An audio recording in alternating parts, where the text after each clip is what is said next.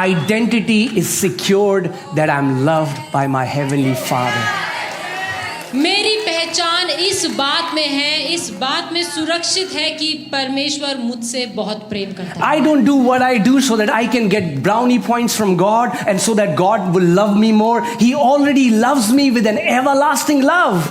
मैं जो भी कुछ करता हूँ वो इसीलिए नहीं करता कि मैं परमेश्वर को खुश कर सकूं और वो मुझसे और प्रेम कर सके। मैं जानता हूँ कि मैं जैसा भी हूँ परमेश्वर ने मुझसे अनंत से प्रेम किया है। You know, the Bible says that Jesus gave talents to different people according to their ability. यीशु मसीह ने एक दृष्टांत बताया बाइबल में और कहा कि उसने अलग-अलग लोगों को उनकी हैसियत के उनकी काबिलियत के हिसाब से उनको तोड़े दिए। I don't have to be jealous because your ability is more than me. I have to focus on that I want to serve God with all of my ability. मुझे आपकी काबिलियत देखकर ईर्ष्या या जलन नहीं रखनी, लेकिन मुझे ये देखना है कि जो मेरी काबिलियत है, जो मुझे दिया गया है, मैं अपने उस पूरे मन और अपने पूरे जीवन से उसकी सेवा कर If my father gave me one talent, then I'll be faithful in that one talent. यदि मेरा पिता मुझे एक तोड़ा देता है तो मैं अपने उस एक तोड़े में पूरा विश्वासी If होगा। my father has given me 5 talent, then I'll be faithful in 5 talent. यदि परमेश्वर ने मुझे 5 तोड़े दिए हैं तो मैं उन 5 तोड़ों में विश्वासी होकर रहूंगा। But guess what? लेकिन सोचिए क्या, If you look at someone else who got 10 talent and you got jealous, you will do nothing with the talent that God gave you. यदि आप देखें कि परमेश्वर ने किसी को 10 तोड़े दिए हैं और आपको 5 और आप उस 10 तोड़े वाले व्यक्ति से जलन करने लगे तो सोचिए क्या होगा, आप अपने उन 5 तोड़ों का भी कुछ नहीं कर पाएंगे। Oh God, I want to do ministry, but I just have 20 people. It's been 10 years. So what? Love those 20 people with all your heart. Build them up. Equip them in Christ. Because Bible says he who is faithful in least, Hallelujah. he will be given much. आप कहेंगे कि प्रभु 10 साल हो गए और मेरे पास सिर्फ 20 ही लोग हैं, तो मैं कहूँगा तो क्या आप उन 20 लोगों से बेइंतहा प्यार करें, उनको सिखाएं, उनको सशक्त बनाएं, क्योंकि बाइबल बताती है जो कोई थोड़े में विश्वास योग्य है वो ज्यादा में भी विश्वास योग्य रहेगा। Amen. Amen. Can I say this, that your father has kept an inheritance for you which has your name written in it. और क्या मैं आपसे ये कह सकता हूँ कि आपके पिता ने आप सबके लिए एक मिरास रखी है जो, और वो खास तौर आपके लिए रखी है और उसमें आपका नाम लिखा है। So rather than getting jealous when somebody else gets blessed, God didn't take it from your inheritance and gave it to him. जब आप देखें किसी को आशीषित होते हुए और तरक्की करते हुए तो आप उससे जलन मत रखिए, क्योंकि परमेश्वर ने आपकी मिरास में से निकालकर उसको कुछ नहीं दिया। Amen. Your portion is your portion. आपका जो भाग है वो आप ही का भाग है, किसी और का नहीं। It was your portion from eternity. Before you were even born, God had kept your name on it. अनंत से भी पहले, जब आप रचे भी नहीं गए थे, उससे पहले परमेश्वर ने आपके लिए एक भाग रखा था और वो आप ही का है। Amen. You know, the Bible says that we are his family. Ephesians chapter 3 says that God has a family in heaven and God has a family on earth. इफिसियों 3 में बाइबल बताती है कि परमेश्वर का एक परिवार है स्वर्ग में और परमेश्वर का एक परिवार है पृथ्वी पे और हम उसका परिवार है। What happens if one of your family member does amazing? क्या होता है जब आपके परिवार में कोई भी एक व्यक्ति खूब तरक्की करे या कुछ बहुत अच्छा या अद्भुत करे? Wins a gold medal, कोई gold becomes a medal champion in some field. किसी भी क्षेत्र में बहुत तरक्की करे, The entire family is so proud. The entire family rejoices. जब कोई एक व्यक्ति उन्नति करता है तो पूरा परिवार उसके साथ खुशी मनाता और आनंद करता और बहुत घमंड करता है। If we really say that we are his family, then why do we get jealous when we see our brothers and sisters thriving? जब हम कहते हैं कि हम एक परिवार हैं तो क्यों हम जलन रखते हैं जब अपने ही भाई और बहन को तरक्की करते हुए देखते हैं? Why don't we rejoice and we say, thank you, Father, for blessing my brother. Thank you, Father, for blessing my sister. क्यों ना हम परमेश्वर का धन्यवाद करते हैं कि प्रभु तेरा धन्यवाद हो कि तूने मेरे भाई को, मेरी बहन को आशीषित किया है। Amen.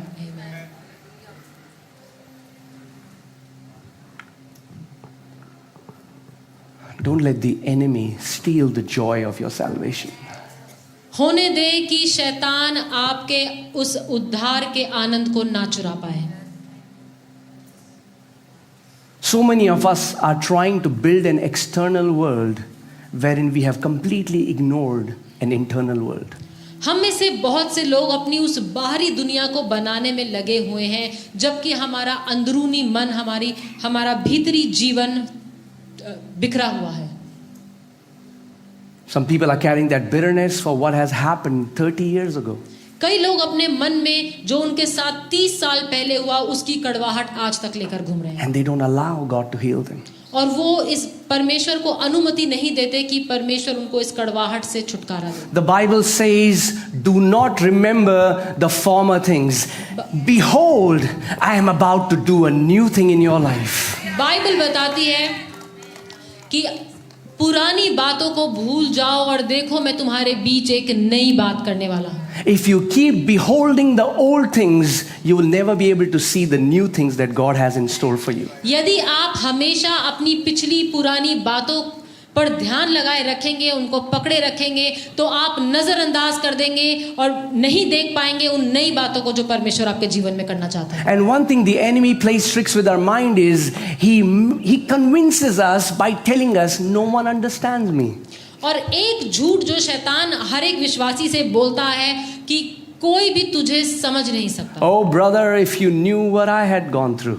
ओ भाई, यदि तुम्हें पता होता कि मैं कितने बुरे समय से गुजरा हूँ। I just want to crash your pity party right now. मैं आपकी जो ऐसी तरस से भरी हुई सभाएं हैं, पार्टियां हैं, उनको खत्म करना चाहता हूँ। There is nobody here who was not rejected, not betrayed, not was wronged by someone else. We all, as long as we live on this earth, we will have to go through hurt and pain and betrayal. यहाँ पर बैठा ऐसा व्यक्ति कोई भी नहीं है जिसने कभी धोखा ना खाया हो, जिसके बारे में लोगों ने कुछ गलत ना कहा हो। और मैं आपको बता दूं, जब तक हम इस दुनिया में हैं, ठोकरें लगेंगी, दिल दुखेगा, लोग धोखा देंगे। Amen. If you say no, I want a perfect environment, then wait, Elon Musk is maybe trying to colonize Mars, so you can go there where there are no people, because as long as you are in the midst of people, there will be hurt, there will be betrayal, people will do bad things against us. यदि आप चाहते हैं कि आपको बिल्कुल एक ऐसी जगह मिल जाए जहां पर ये सब ना हो, तो ऐसा नहीं हो सकता। जब तक लोग हैं, जब तक आप लोगों से घिरे हुए हैं, दिल दुखेगा, बुरा मानेंगे और धोखा खाएंगे, ये सब चीजें होंगी। या फिर मंगल ग्रह में चले जाओ, या और either go to Mars.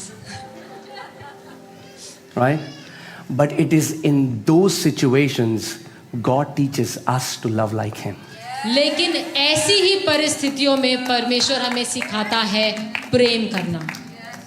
You know, we all say, oh Jesus, I want to love like you. हम सब प्रार्थना करते हैं कि ओ यीशु, मैं तेरी तरह प्रेम करना चाहता हूँ। Dangerous prayer. खतरनाक प्रार्थना है। Amen? Dangerous prayer. खतरनाक प्रार्थना है। Because guess what? क्योंकि सोचिए क्या, He will give you many opportunities to be like Him. क्योंकि वो आपको ऐसे बहुत से मौके देगा कि आप उसकी तरह प्यार कर सकें। And then He would say, son, daughter, you said you want to be like me. Come on, I live in you and you can do all things through me. So now forgive that person. Let it go. Bless those who persecute you. Bless your enemies. Do not return evil for evil. Do good for evil. और प्रभु कहे, जब आपको ऐसे मौके देगा, वो कहेगा मैं तुम्हारे अंदर रहता हूँ, तुम अपने दुश्मनों से, अपने बैरियों से प्रेम करो, उनको श्रापित ना करो पर उनको आशीषित करो, उनके साथ बुरा मत करो पर उनके साथ अच्छा करो, वैसा ही प्रेम करो जैसा मैंने सबसे किया, माफ करो। We cannot learn to love in perfect environment. हम प्रेम करना तब नहीं सीख सकते जब सब कुछ हमारे आसपास सिद्ध है और सही चल रहा है। Right? So what happens? Young people watch a lot of Hollywood, Bollywood movies, and they see all the date nights and all the amazing things, and they're like, "Wow, we want to get married." और जवान लोग बहुत सी फिल्में देखते हैं और वो देखते हैं कि कैसे पेड़ों के आगे पीछे नाच रहे हैं, तो उनको लगता है कि शादी कर लेंगे तो सब बढ़िया हो जाएगा। But what happens behind the scenes, they don't show you. लेकिन पर्दे के पीछे की कहानी वो नहीं बताते। So you are so amazed. You're on cloud number 9 and then you get married. और आपके तो पैर जमीन पर है ही नहीं, आप चाहते हैं कि बस हमारी शादी हो जाए। And then you say, oh, my wife is a cow. और फिर आप कहते हैं मेरी बीवी तो बिल्कुल गाय है। And then at night 2 horns come out. लेकिन रात में उसके 2 सींग निकल आते हैं। And vice versa, okay? Or the husband has the horn. Yeah, I see some women are like, you wait, pastor. We want to talk to you after the meeting. कुछ बहनें यहाँ कह रही हैं, अरे भाई आपको पता Yeah. नहीं है, यहाँ उल्टा है, यहाँ पति के निकल आते हैं, आपको बताएंगे बाद में।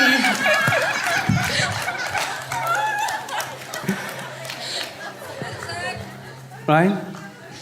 I think marriage is the perfect way, the perfect training school where God designed that school to teach us to love like Him. आप जानते हैं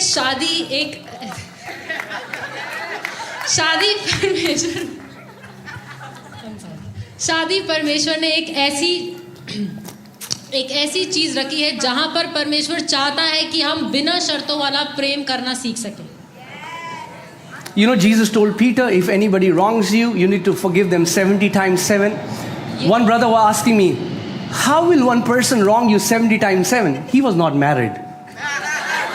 I mean, like, I'm not saying wrong in the sense, but offend, yeah. यीशु मसीह ने पतरस से कहा कि यदि कोई, पतरस ने यीशु मसीह से पूछा कितनी बार माफ करना चाहिए, यीशु मसीह ने कहा 70 गुना 7। तो मेरे पास एक व्यक्ति आया और उसने कहा कि ऐसा कैसे हो सकता है, यीशु मसीह तो शादीशुदा भी नहीं थे, उनको कैसे पता? Okay. Just a joke, okay? सिर्फ But एक yes, चीज़ है। we learn to love in difficult situations. So हम प्यार, when a couple gets married, they have this honeymoon period. जब शादी होती है तो उनका एक हनीमून पीरियड होता है, Where one is honey, the other is moon. जहाँ पर एक हनी है और एक मून।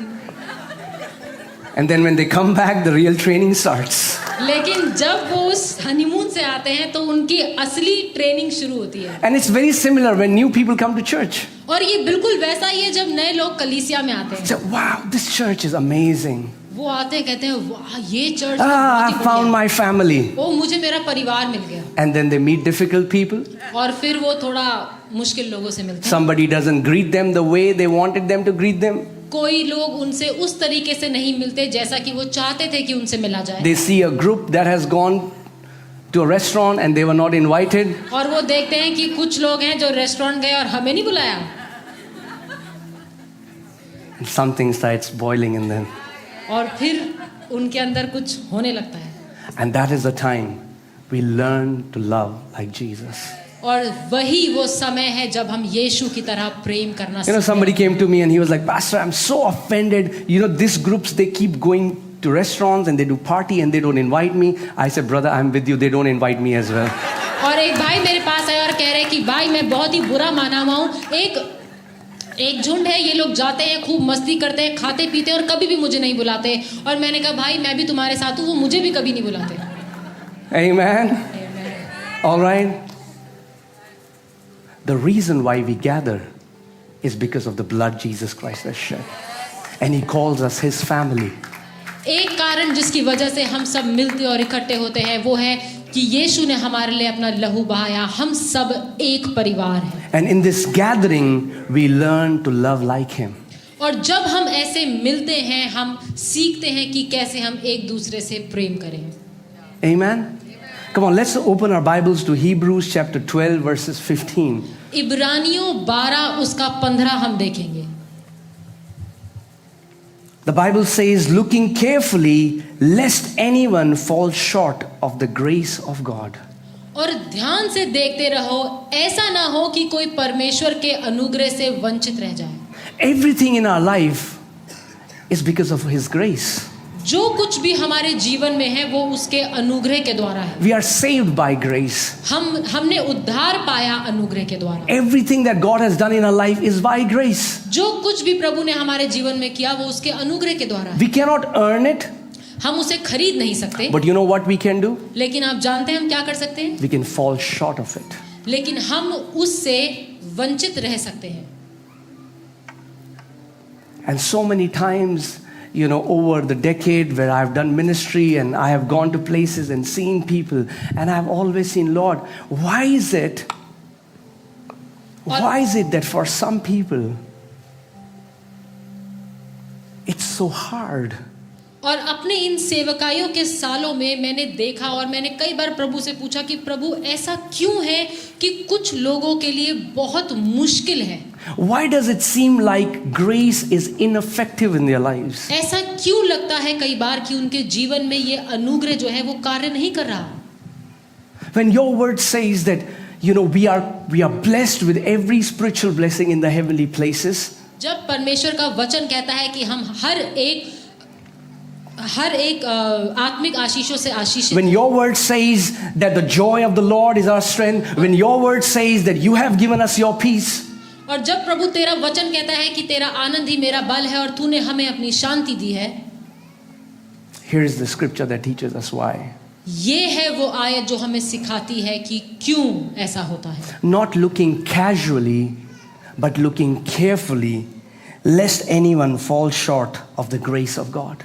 और ध्यान से देखते रहो, ऐसा ना हो कि कोई परमेश्वर के अनुग्रह से वंचित रह जाए। Lest any root of bitterness springing up cause trouble, and by this many become defiled. कोई कड़वी जड़ फूट कर कष्ट दे और उसके द्वारा बहुत से लोग अशुद्ध हो जाएं। Children of God who keep holding on to bitterness, परमेश्वर की वो संतान, वो लोग, वो बच्चे जो कड़वाहट को अपने हृदय में रख के रखते हैं, somehow they choke the grace of God in their lives. वो अपने जीवन में परमेश्वर के अनुग्रह का गला घोट देते हैं। See, the Bible says root of bitterness. Bible कहती है कड़वाहट की जड़। Root cannot be seen, जड़ देखी नहीं जा सकती, but it's the root that gives life to the tree. लेकिन ये जड़ है जो पेड़ को जीवन देती है। You will meet them, they will say all the right words. Praise the Lord, brother. God is good all the time, God is good. So from the external, everything looks normal. तो जब आप इन लोगों से मिलते हैं तो आपको लगता है कि सब कुछ सही है, वो बिल्कुल सही से बात करते हैं, सही बातों को बोलते हैं, कहते हैं प्रभु हर समय भला है और हर समय प्रभु भला है। But in their heart, लेकिन उनके हृदय में they have allowed bitter roots to grow, and their heart is completely entangled by the bitter roots. लेकिन उनके हृदय में उन्होंने इतनी कड़वाहट को भरा हुआ है कि कड़वाहट ने उनके हृदय में जड़ पकड़ ली है। And because of that, as long as there is a bitter root, see to it that there will be a bitter fruit. और जब तक उनके हृदय में एक कड़वाहट की जड़ है, कड़वाहट का ही फल भी निकलेगा।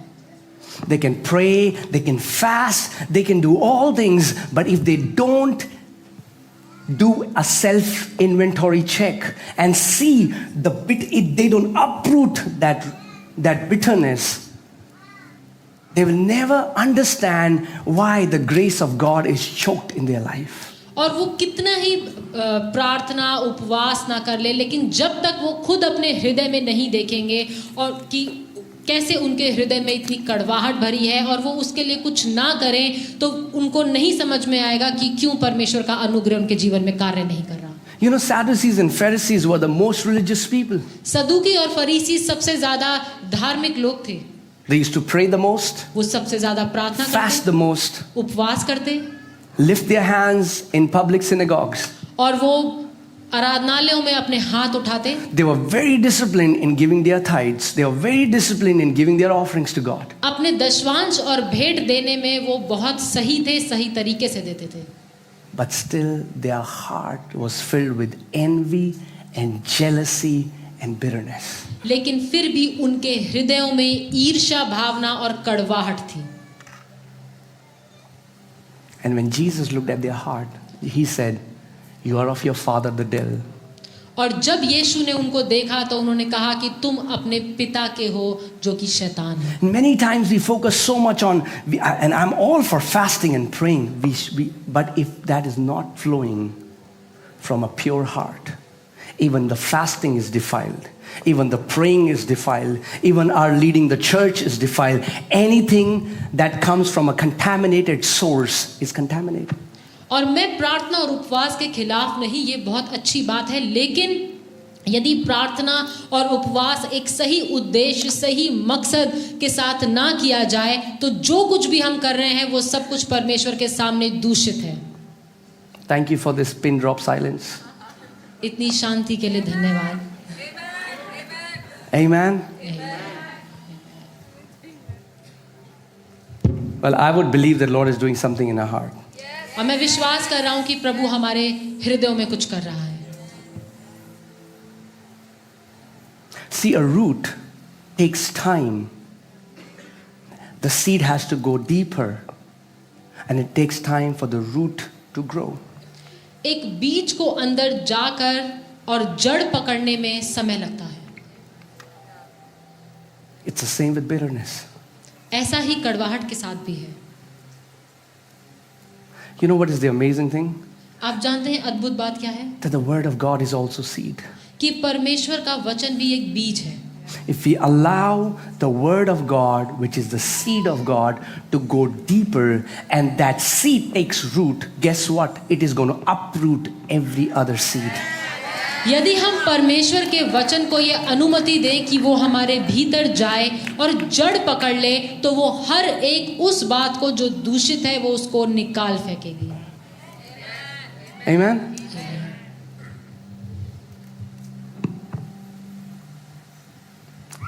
It's a personal observation, that's what I'm saying, that I've seen bitter people not walking in blessings. और ये मैंने खुद से देखा है कि वो लोग जो ईर्ष्या और जलन में और कड़वाहट में रहते हैं वो कभी भी एक आशीषित भरा जीवन नहीं देखते। Let's see this scripture in the Passion Translation. आइए इस आयत को हम पैशन अनुवाद में Hebrews 12:15. इब्रानियों 12:15। Watch over each other. Come on, say watch over each other. आप बोलिए कि ध्यान से एक दूसरे को देखते That रहो। means we should be careful about our brother and sister. If you see that they are allowing bitterness in your heart, you become the peacemaker. You become the one who takes out that seed before that seed goes deeper into their heart. इसका मतलब कि आप अपने भाई बहन का ख्याल रखें। यदि आप देखें कि उनके जीवन में कड़वाहट आ रही है तो आप उनसे बात करें उनको बताएं कि अब इस कड़वाहट को अपने हृदय में जड़ ना पकड़ने दें। Watch over each other to make sure that no one misses the revelation of God's grace. एक दूसरे की ओर ध्यान दो और ये ध्यान से देखो कि कोई भी परमेश्वर के अनुग्रह के प्रकाशन में चूक ना जाए। You know what is wrong with religious people? आप जानते हैं धार्मिक लोगों के साथ क्या दिक्कत है? They see wrong in everyone else but completely ignore their own heart. वो हर किसी में गलतियां और कमियां देखते हैं लेकिन अपने हृदय पर कभी भी ध्यान नहीं देते। But spiritually mature. लेकिन जो आत्मिक Spiritually रूप से mature सयाने are हैं, those who can see what's wrong with them, so they give a lot of mercy to others. आत्मिक सयाने लोग वो हैं जो अपने हृदय में देखते हैं कि उनमें क्या कमियां या क्या गलतियां हैं और औरों को बहुत अनुग्रह देते हैं। When Jesus was saying, when you look at your brother, when you look, what does that scripture say? Okay, when you see a speck in your brother's eye, and you ignore the plank in your eye, what Jesus is not saying that what he's doing is very less compared to the bigger sin that you're doing. That's not what he's saying. जब यीशु मसीह ने ये कहा कि तू अपने भाई की आंख में तो तिनका देखता है लेकिन अपनी आंख का लट्ठा नहीं देखता, तो वो ये नहीं कह रहा कि जो तेरा He's not saying that he has a very small sin and you're ignoring a big sin. और तो वो ये नहीं कह रहा कि भाई जो तेरा भाई है उसके जीवन में जो पाप है वो थोड़ा है और तेरा बड़ा है। What he's saying is वो ये कह रहा है that our attitude to our brother's sin should be that his wrong habit or something that he has to overcome should be like a speck in our eyes. My focus should be, first I have to overcome the wrong that is in my life before I go ahead and start judging others. यीशु मसीह का वहाँ कहने का मतलब ये था कि जब हम अपने भाई की कोई गलती या उसके जीवन में कोई कमी को देखें तो वो हमारे लिए इतनी बड़ी नहीं होनी चाहिए, छोटी होनी चाहिए, हम उसे अनुग्रह दें, लेकिन अपने जीवन की कमियों पर हमें ध्यान देना है और उस पर कार्य करना है. Amen. We don't say that we will let them do what they want to do. We are going to correct them, but we are going to give them a lot of mercy and grace. हम ये नहीं कह रहे कि हम उनको बताएंगे नहीं कि आप गलत कर रहे हैं, लेकिन हम उनको बहुत सी दया और बहुत सा अनुग्रह देंगे. But before I become that person who is going around and correcting everyone else, I need to look inward and see, Lord, what are the things that are hindering for your glory to shine in my life? I want to overcome that. लेकिन इससे पहले कि हम और लोगों के पास जाएं, उनका न्याय करने लगें, उनको उनकी गलत बातें बताने लगें, उससे पहले ज़रूरी है कि हम अपने आप को जांचें, परखें और प्रार्थना करें कि प्रभु हमारे जीवन में ऐसी कौन सी बातें हैं जो तेरी महिमा को प्रकट होने से रोक रही हैं, हमें वो बता. And make sure no one lives with a root of bitterness sprouting within them. Where does bitterness sprout? Within, in the heart. और इस बात का ख्याल रखो कि कड़वाहट की जड़ तुम्हारे अंदर से ना निकले. वो कड़वाहट की जड़ कहाँ पर है? हमारे हृदय में. Sprouting within them, which will only cause trouble and poison the hearts of many. और ये कड़वाहट की जड़ सिर्फ मुसीबत को लेकर आएगी और उनके हृदयों को जहरीला बना देगी. Bitterness is like cancer, it spreads. कड़वाहट कैंसर की तरह है जो कि फैलता है. I'll say it again. Bitterness is like cancer, it spreads. मैं फिर से कहूंगा कि कड़वाहट कैंसर की तरह है जो कि फैलता है. Not only it poisons the one carrying it, it poisons the one who are closely associated with that person. वो सिर्फ एक व्यक्ति को दूषित नहीं करता, लेकिन आसपास झुंड में जितने लोग हैं उन सबको भी दूषित कर देता है. Be very careful who are in your company. ध्यान दें कि आप जिनके साथ उठते बैठते हैं वो कौन लोग हैं. If you sit in a company, those who are bitter and they gossip and they always are talking bad about someone else, guess what? That bitterness is going to spill on you, and that person who was poisonous has now poisoned you. यदि आप ऐसे लोगों के साथ उठते बैठते हैं जो हमेशा बेकार की बातें करते हैं, दूसरों के बारे में बुरा भला कहते हैं, ईर्ष्या रखते हैं, तो मैं आपको बता दूं कि वो अपनी जो उनकी कड़वाहट का जहर है वो आप पर उगल रहे हैं और आप भी जल्द वैसे ही दूषित हो जाएंगे. And the enemy loves such people in church, and he uses them as a tool to rip apart his house. और शैतान ऐसे लोगों को बहुत पसंद करता है और वो ऐसे लोगों का इस्तेमाल करता है कि परमेश्वर की कलीसिया को, उसके परिवार को बिखेर दे. Be careful. ध्यान दें. If you're around bitter people, यदि आप कड़वाहट से भरे लोगों के साथ हैं, set a strong boundary before that poison spills on you. तो आप उनके साथ एक दूरी बना लें इससे पहले कि वो कड़वाहट का जहर आपके जीवन में आए.